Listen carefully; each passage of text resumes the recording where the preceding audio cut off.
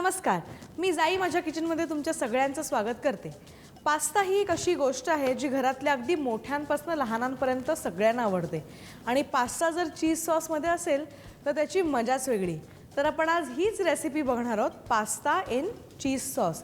पण त्याच्यामध्ये आपण भरपूर साऱ्या भाज्या पण घालणार आहोत. तर त्याच्याबरोबर कुरकुरीत असा गार्लिक ब्रेड येतो, तर ती सुद्धा रेसिपी आपण बघणार आहोत. तर आता आपण दोन्ही रेसिपीज कशा बनतात ते बघूया.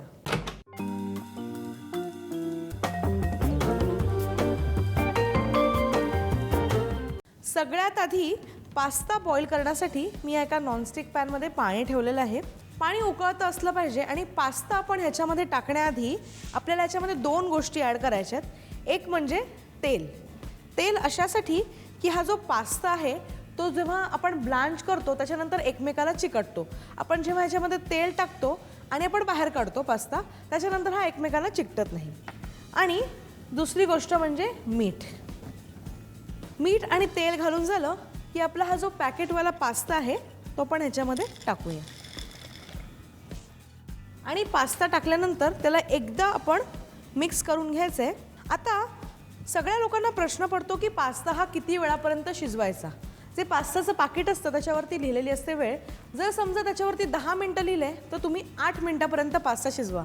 याचं कारण असं आहे की आपण नंतरची जी 2 मिनटं आहे ती आपण पास्ता सॉसमध्ये शिजवतो. त्याच्यामुळे जास्त पास्ता शिजवायचा नाही, थोडासा कच्चाच ठेवायचा. सॉसमध्ये त्याला शिजवण्यासाठी थोडासा वेळ द्यायला पाहिजे. तर आता आपण हा पॅनमध्ये पास्ता घातला, ह्याला छानपैकी मिक्स केलं. थोडीशी आपण हीट लो करायची आहे आणि ह्याच्यावर झाकण देऊन ह्याला 8 ते 10 मिनटं शिजवून द्यायचे. आपला पास्ता आहे तो ब्लांच होतोय, तोपर्यंत आपण थोड्याशा ज्या भाज्या आहेत त्या ब्लांच करून घेऊया. तर ह्याच्यासाठी सगळ्यात आधी आपण ब्रॉकली घेतली आहे. ब्रॉकलीला आपण छोटं छोटं असं कापून घेणार आहोत. साधारण एवढे मोठे तुकडे आपण ब्रॉकलीचे करायचे. आणि जोपर्यंत आपण ब्रॉकली कापतोय तोपर्यंत आपण ह्या उकळत्या पाण्यामध्ये मक्याचे दाणे चांगले बॉईल करून घेऊया. ह्या पाण्यात सुद्धा आपण थोडंसं मीठ घालून घेणार आहोत. आणि जोपर्यंत मक्याचे दाणे बॉईल होत आहेत तोपर्यंत आपण ब्रॉकली कापून घेऊया. ह्या पास्तामध्ये जर तुमच्या मुलांना गाजर आवडत असेल तर ते पण घालू शकता, किंवा काही काही लोकांना मशरूम्स आवडतात ते सुद्धा ह्याच्यामध्ये ॲड करता येतील. ब्रॉकली आपली कापून झालेली आहे.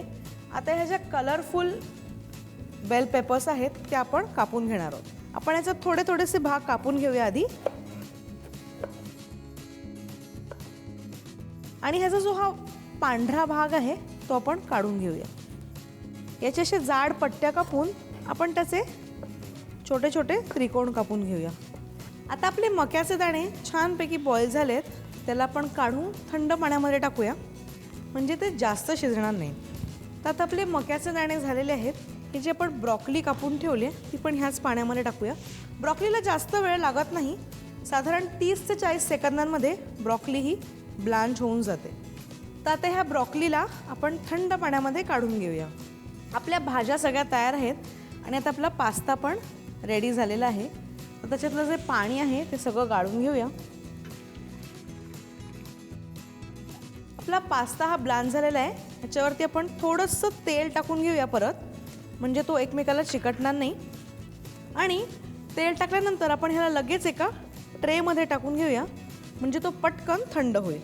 आता हा पास्ता ज्या सॉसमध्ये आपण शिजवणार आहोत तो व्हाईट सॉस किंवा चीज सॉस आपण आता बनवून घेऊया. तर त्याच्यासाठी एका भांड्यामध्ये बटर गरम करून घ्यायचे. बटर थोडंसं वितळलं की आपण ह्याच्यामध्ये मैदा घालून घेऊया. व्हाईट सॉसमध्ये आपण जेवढं बटर घेतो तेवढाच मैदा घालायचा आहे. आणि हा मैद्याला आपण साधारण 30 ते 40 सेकंद शिजवून घेणार आहोत. थोडासा आपण आता गॅस बारीक करणार आहोत आणि ह्याच्यामध्ये गरम दूध घालणार आहोत.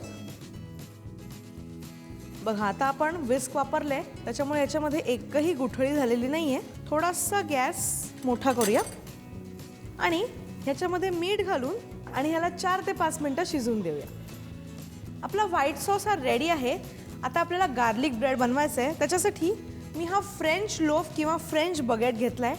हा आपल्याला अगदी आरामात सुपरमार्केट्समध्ये मिळून जातो. त्याला आपण असे आडवे असे तुकडे करून घेऊया.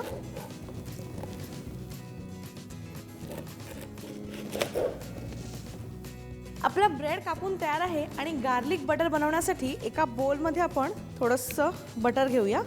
हे थंड बटर नसलं पाहिजे, बटरला रूम टेम्परेचरला घेऊन या, म्हणजे ते छान सॉफ्ट होतं. आणि हेच बटर आपल्याला गार्लिक बटर बनवण्यासाठी वापरायचं आहे. या बटरमध्ये आपण घालणार आहोत भरपूर असा बारीक चिरलेला लसूण, थोडासा तिखटपणा येण्यासाठी चिली फ्लेक्स.